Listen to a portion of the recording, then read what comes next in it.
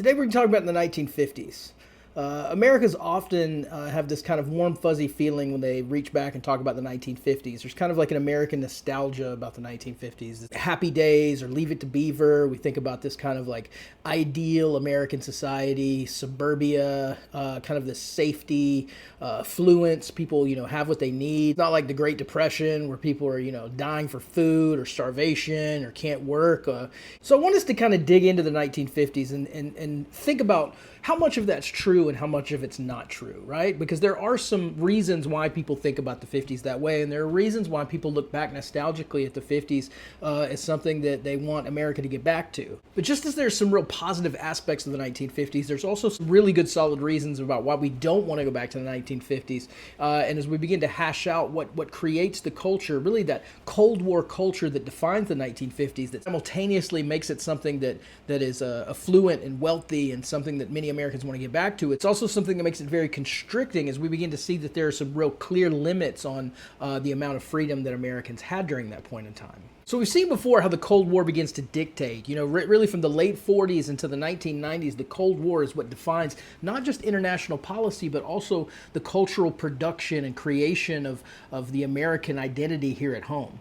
One of the ways that Americans create culture at home is in opposition to Soviet communist culture on the other side of the world. So we've seen how the Cold War had dictated kind of geopolitical politics. We've seen how that it began to push towards this differentiation between the first world, which is the U.S., the second world, which is the USSR, and then these proxy wars or battles over liberation, or what the emerging third world nations will they be pro-Western, pro-first world, or will they be pro-communist, pro-second world countries as they began to emerge on the international stage. But here at home, we see some real clear ways in which this political anxiety or this agitation against anti-communism really begins to define American culture here in the domestic front. One of the clearest ways that we can see this is with the emergence of McCarthyism in the late 40s, really from about 47 into about 55, right? As we begin to see this movement in the 1950s, McCarthyism becomes to proliferate in American politics and thus in American culture. So the notion is that communism is infiltrating American society. The idea is that there is this covert infiltration of American society, specifically in through the State Department or major agencies within the federal government. And so what McCarthyism is this initiative in Congress led by Joseph McCarthy to begin to purge communist infiltration from the ranks of American citizens and federal employees in particular. What it comes to mean over time is this fanatical witch hunt of trying to rid the country of this communist infiltration that may not exist on the level in which it says it is. So it's very clear that there were communist attempts to infiltrate American culture, to get nuclear secrets, to get war plans, to influence American citizens in order to come over to the Communist Party. There is no doubt about this, and we have examples of people who are actually tried and executed for giving away secrets to the Soviet Union. McCarthyism, on the other hand, is a fanatical extension of this. It's a paranoia that begins to emerge. And McCarthy becomes the figurehead of this fanatical anxiety about communist infiltration. He very famously will walk around, he says, he has these 200 names of known communists that have infiltrated the federal government that, he never actually names or lets people know, but there's this constant paranoia. And there is some real serious outworkings of this. I mean, thousands of people during the 1950s end up losing their jobs, their positions in society, and once blacklisted as a communist or a communist sympathizer, they're often not able to get reemployment. Even beyond this, homosexuals are targeted during this time because the idea here is that homosexuals are practicing something that is deviant from American culture, right? This is something that is not in sync with the Judeo-Christian traditional idea of heterosexual monogamous marriage. And so therefore, in doing this, they are already doing something that is un-American, but they are also opening themselves up to potentially be blackmailed by communist infiltrators in order to use this secret knowledge about them, right, against them and to eventually get some kind of secret. So thousands of people lose their jobs, but sometimes what we forget is during what we call the Lavender Scare, there's this cultural movement, there's this concerted effort in federal and state agencies to uproot anyone who is a known homosexual or communist sympathizer, really destroys thousands of Americans' lives. Eventually, McCarthy, who is a known alcoholic, constantly drinking himself to the point of death, ends up going on national TV and begins to point the finger at high-ranking military people on TV. And it's very apparent at this time that he has lost the plot, in a sense. Eventually, his credibility is shot and McCarthyism begins to wane. But this is not after thousands of Americans have lost their livelihood, their reputation, and their ability to support themselves. Many of these Red Scare tactics end up undermining a lot of the progressive reforms that Truman had begun to put into place in the late 40s. Now, if you remember, Truman had begun to push an expansion of the New Deal state, right? He talks about his Fair Deal. He wanted to expand New Deal programs in order to create greater access to healthcare, education, workforce development, these various things that would bring about a greater economic stability for American citizens. Fortunately, many of these initiatives are deemed socialism, and there is this cultural pushback in American society to not allow the expansion of the New Deal state in such a sense. So in the end, these Red Scare tactics, McCarthyism, the like, associating the expansion of New Deal programs with socialism or communism ends up undermining Truman's progressive endeavors. Truman does some of this undermining himself. In the late 40s, he ends up issuing this order to investigate all federal employees based on their ties to communism. He helps perpetuate the Lavender Scale, purging the federal government of homosexuals, the Red Scare, purging the federal government of known communist sympathizers or even suspected communist sympathizers. We're also going to see the emergence of HUAC, or the House Un-American Activities, which is essentially a congressional initiative that will go after the movie industry, Hollywood, creators of culture, of American culture, that are seen as maybe leftist, liberal, or communist, socialist sympathizers. The emergence of McCarthyism marks a very conservative backlash to what's seen as the extension of socialism or communism in America. But if we think about the 1950s, it is a point in time in which we do not have the political polarization quite to the extent that we see in the present day. A really good example of this is Eisenhower, who becomes the president for the majority of the 1950s. So Eisenhower is seen by a lot of people as a more slide to the right, a Republican, a conservative shift. But it's important to remember that both parties courted Eisenhower, both the Democrats and the Republicans. He comes in and he begins to appoint executives and businessmen and attorneys. He is pushing for some tax cuts. There, these things that are associated with republicanism or conservatism. He tends to think that government is best left to local or state autonomy. And he would say things like, if all Americans wanted security, they should go to prison, right? He's going to resist this expansion of federal health care, education, and even civil rights. His critics will even call him Eisenhoover, trying to make a parallel to Herbert Hoover, essentially saying that he more exemplifies this pre-New Deal kind of ethos of the American presidency as opposed to a more mid-century liberalism. But if Eisenhower is more conservative than, say, Truman or FDR, it's important to remember that he does exemplify this middle way or moderate republicanism that's more exemplary of the 1950s than the radical shift and departure of the two parties that we're more familiar with in the present. He would argue for, quote, a middle way between the untrampled freedom of the individual and the demands of the welfare of the whole nation. And the aim of this middle way was to, quote, avoid government bureaucracy as carefully as avoids neglect for the helpless. So although he's seen as a shift to the right as opposed to the presidents that came before him, he's not going to undo the welfare state that FDR and Truman had represented or built before him. He's actually in many ways going to expand it, especially when it comes to the expansion of Social Security. What is significant, however, is Eisenhower's new look. Eisenhower was a World War II hero. He was a general. He was integral in huge operations, such as overseeing D-Day in World War II. He accepted the role of the presidency. He brought that perspective with him. One of the main significant things he does when he comes into the presidency is he begins to retool the military in order to make it more effective during the Cold War. He builds off Americans' trust in technology and their distrust in a large standing army, and he begins to scale back the Army and Navy and begin to pump more money into nuclear weapons, planes, missiles, things that can beef up America's ability to engage in the Cold War. He sees this particularly in wanting to promote security while balancing the spending budget. Unfortunately, what the new look does is it perpetuates America into this kind of free fall towards this notion of massive retaliation or mutually assured destruction. The idea here is that the America can become so nuclear powerful simultaneously while the Russian government is that, again, if they were to go head to head, it wouldn't just be two superpowers, the First World and the Second World, fighting out in a hot war.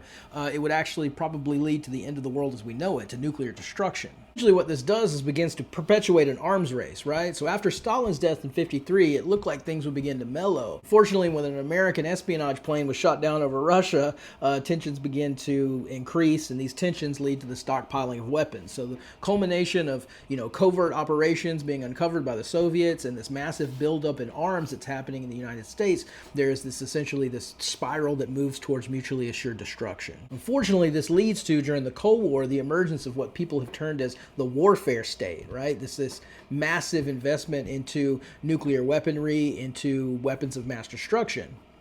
This will eventually marry corporate production with the federal government, where you have private investment contracted out through the military government. This will end up creating what Eisenhower would later, at the end of his presidency, warn of as the military-industrial complex. Not only will the buildup of nuclear arms spiral us towards international anxiety and fear, towards the destruction of mankind as we know it, it will also change the face of America as we know it as well. The clearest example of this is the expansion of the Fed under the Interstate Highway Defense Act system in the 56. We think about the network of America's highway system. If you think about the grid that it does from California to the East Coast, from the bottom of Texas all the way up to Canada, right? We have, the 1, the 5, all the way over to, 75, 85 that comes through Georgia, 95, all the way, in succession. We also have the 10, 20, 30, all the way up through, the 70 that cuts through Colorado, all the way up to the top. And essentially what this does is it begins to build out a network that allows massive transportation for people during the 1950s into the 1960s. The idea here was that we would pump these massive amounts of funds into creating this highway infrastructure, so if there was ever an attack on American soil, we could get military into places and we could get civilians out. And it revolutionizes the face of America. This creates a host of fast food, motels, shopping malls. The suburbanization of America is a production of Cold War fears and anxieties. What this does is it creates an entire new American culture that revolves around the suburbanization of American cities. We've seen that from the 19th into the early 20th century, we see people coming, in droves out of rural America. We begin to see the creation and the rise of the city in the progressive era. Eventually, we see the issues that associated with this that will cause immigration, urbanization, industrialization that causes these issues and these problems, unionization that comes out of this. We've seen the progressive movement try to deal with these. After the Great Depression, we have the New Deal that tries to pull us out of the Great Depression and eventually establish that welfare state that begins to explode in the late 40s and moving into the 50s. With the Cold War and the creation of these interstate systems, what we have is the influx of people back once again outside of the cities, but not back into rural Americas, into little satellite communities that essentially hover around the outside, the suburbanization of these cities. What the Cold War does is it physically allows for these spaces to exist, and then it creates a certain uniformity in which suburban America begins to partake in. After World War II is over, that war economy, many of those war industries end up switching back over to consumer goods, privatization. This allows for a wealth of corporate jobs for suburban Americans to have a safety net financially. So what we see is the suburbanization of America that happens in the 1950s because of Cold War initiatives, but also because of the Cold War affluence. This affluence coming out of the Second World War allows for an economic stability that is unheard of previous to this. Private industry helps build the suburbs, and then highways allows people both to do business and then move in and out of the city as they need. Many people will look at the suburbanization of America as a creation of a monotonous culture that's not always a good thing. The cultural commentator Lewis Mumford will criticize the suburbanization of America as, quote, a multitude of uniform, unidentifiable houses lined up inflexibly at uniform distances on uniform roads in a treeless communal wasteland inhabited by people of the same class, same income, and same age group. Such a critique is probably justified in some of the ways that suburban America manifested. A good example is Levittown, New York, where we have these, $8,000 houses that are created specifically targeted for veterans who would come home. They're essentially assembly line houses. They look exactly the same. They literally are spaced the same distance apart. Levittown owners signed segregation agreements to make sure that those inhabitants that filled these houses were the same class, same age, same race, all of what Lewis was essentially criticizing. These served as a model for others across the nation, all made possible by the Interstate Act and the influence of post-World War II era. Most notable, many of the uniform houses created during suburbanization were specifically targeted for World War II veterans. If we think about the expansion of the welfare state, the expansion of the welfare state is not just welfare programs or Medicaid or Medicare. Many of those programs didn't even exist until the 1960s. What they also did during this time include things like the GI Bill for veterans that would offer them free education and low-interest mortgage so people could come home, get a good education, get a good job, and have economic stability. The economic stability of the post-war era created the baby boom. So we have this tendency to think about the boomers very derogatorily or pejorative, say, okay, boomer, right, to downplay them as old as out of touch. At the time, though, the baby boomer generation will be very transformative. From 46 to 64, we really have this explosion of economic stability. When people are economically stable and they have good jobs and good places to live, they end up having more kids. The post-war affluence let people marry early, they had more children, they created this boom in birth rates. This is where we get that kind of idea of a white picket fence and 2.5 kids, right? That's really the creation of the nuclear family. We call it the nuclear family because it is a production of the Cold War. In 1957, the Soviets launched Sputnik, the first satellite to circle the planet. Lyndon Johnson will call this a scientific Pearl Harbor. Right in reaction, we begin to launching satellites the next year, and NASA is established in 1958. When Eisenhower signed the National Aeronautics or Space Act in 1956 that would lead to NASA, this is a direct reaction to Soviet technological process. So this begins to lay the groundwork for the space race. It allots $100 million to budget for research and experimentation, creating STEM education, trying to push America at the forefront of technological advancement and space exploration. Eisenhower is going to support the advancement of the National Defense Education Act. This is going to provide loans and scholarships for students in math, foreign language, science. It's a direct response to Sputnik. And it really comes from the idea, this fear that the U.S. could fall behind the Soviets in technological skill.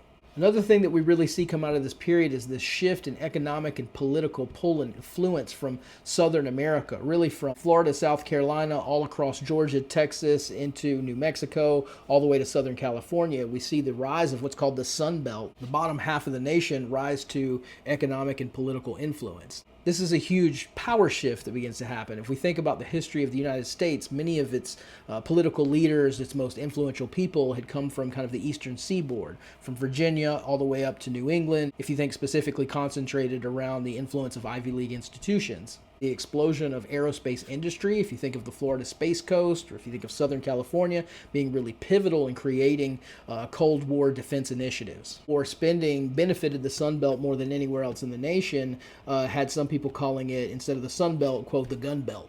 Either way, we have large swaths of educated, highly skilled, highly affluent people beginning to move to the South and to the West. Another huge shift in the 1950s that is important in creating Cold War culture is the rise of American evangelicalism. We saw that there was a rise in fundamentalism in the 1920s in reaction to the social gospel, where many Christians saw the social gospel associated with the progressive era as becoming too socialistic, potentially too secular, not focusing on things like personal salvation or heaven and hell. But by the 1950s, stoked by the idea that America had to define itself against what is seen as godless communism of the Soviet Union, we see this new influx or a rise in a devotion towards Christianity. For many Americans, in trying to define themselves as Christians as opposed to godless communists, we begin to see this influx of religiosity, of a more, what looked like a fundamentalist Christianity, but that would rebrand itself under the title evangelical. Suburbanization, fear of the Cold War, the baby boom, all of these ends up revitalizing traditional family values.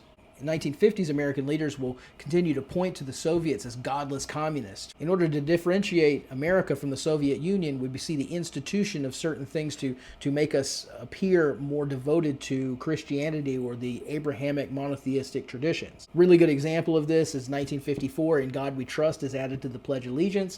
In 1955, we put In God We Trust added to money.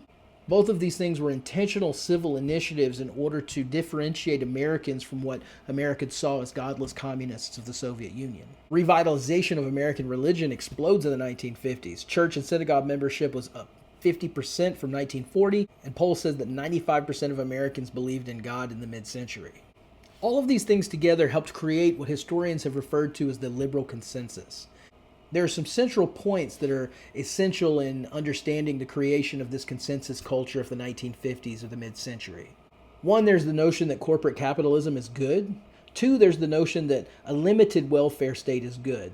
So we can't go as far in many people's minds as universal health care or free education, but the idea that Social Security or the GI Bill or that certain social programs are necessary in order to keep Americans from falling too far into poverty is beneficial. Second, there's a devotion to general monotheism. For the first time, this really isn't just a devotion to Protestant Christianity, but Catholic Christians or Jewish Americans are kind of all brought under this consensus culture. As long as you were devoted to a form of Judeo-Christianity that accepts kind of traditional family values, corporate capitalism, and democracy broadly defined, then you were brought kind of into this general consensus mainstream culture. This consensus culture, stemming from its commitment to Judeo-Christianity, is going to really emphasize family values. So fixed gender norms, heterosexuality, sexual modesty, even the idea that divorce is wrong. If you're divorced in the 1950s, this can be a huge social stigma. You can see how many people are going to see this as very constraining or very limiting, even though other people look back as a kind of golden age in American society to be revered or longed for nostalgically. However we're going to define it, although this might define large swaths of the American public, it definitely wasn't the norm, and it very quickly became apparent that it wasn't even the norm in many of the communities that thought that that was the norm. A really good example of this is the Kinsey reports that came out in 48 and 53. First, there was the sexual behavior of the human male in 48, and then eventually in 53, there was the sexual behavior of the human female. These were produced by Alfred Kinsey, the sex researcher and zoologist at Indiana University. And Kinsey had become really perturbed at Americans' inability to speak frankly or scientifically about human sexuality. So what he did is he went across the nation and he began doing interviews and years-long studies about what people actually did in their private lives. He interviewed common suburban people, people who were incarcerated, kind of a wide gambit of Americans. What he did was he came back and he said 85% of men and 50% of women have had premarital sex, half of men and a fourth of women have cheated on their spouse, 1 in 3 men and 1 in 7 women have had homosexual experiences. He's really overturning the mainstream consensus idea that sexuality should be confined to lifelong heterosexual monogamous marriage. Evangelical leaders like the evangelist Billy Graham will come out and say that these studies or if these ideas that were in this book get out to the mainstream public, that it would continue the deterioration of the sexual morals of America that they saw had already begun. Outside of wars over sexuality, race played a huge divider in America in the 1950s. So if there's ever a tendency to look back at the 1950s as a golden age or a representative of a high tide of American culture, we have to think about the racial disparity that was very present in the 1950s. Plessy versus Ferguson, the Supreme Court case that was passed in the 1890s that established separate but equal, had been the law of the land not just in the South but nationally for almost half a century. One of the pivotal Supreme Court decisions that come out of the 1950s is the Brown v. Board education decision of 1954.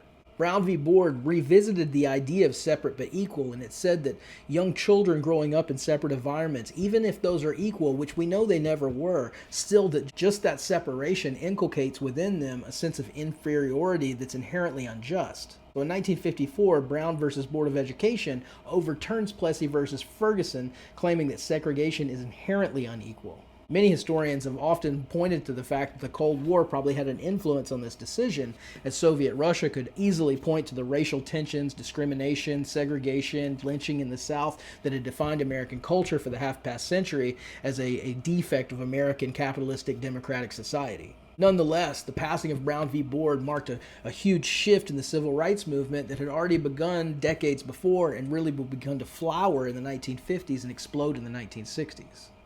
Immediately was challenged. In 1957, Governor Orville Fabus of Arkansas sent the National Guard to prevent 9 students from enrolling in school in Arkansas, saying that it would disturb the peace. There was pickets throughout the state as Arkansas citizens came in and tried to make sure that the integration of the schools wouldn't happen. And eventually Eisenhower, though very reluctantly, would end up calling the National Guard in, and this would be the first military intervention since Reconstruction. When taken together, we see that the culture of the 1950s was drastically influenced by the Cold War.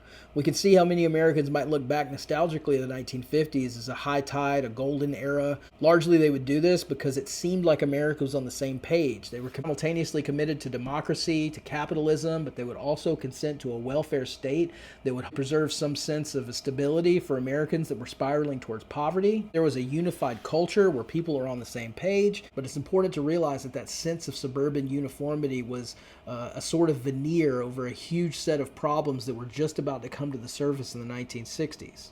Soon as we'll see ideas of race, sexuality, ethnicity, people who wanted access to the affluent suburban society but couldn't get access for a myriad of reasons, all of these things will begin to bubble to the forefront and begin to tear America apart.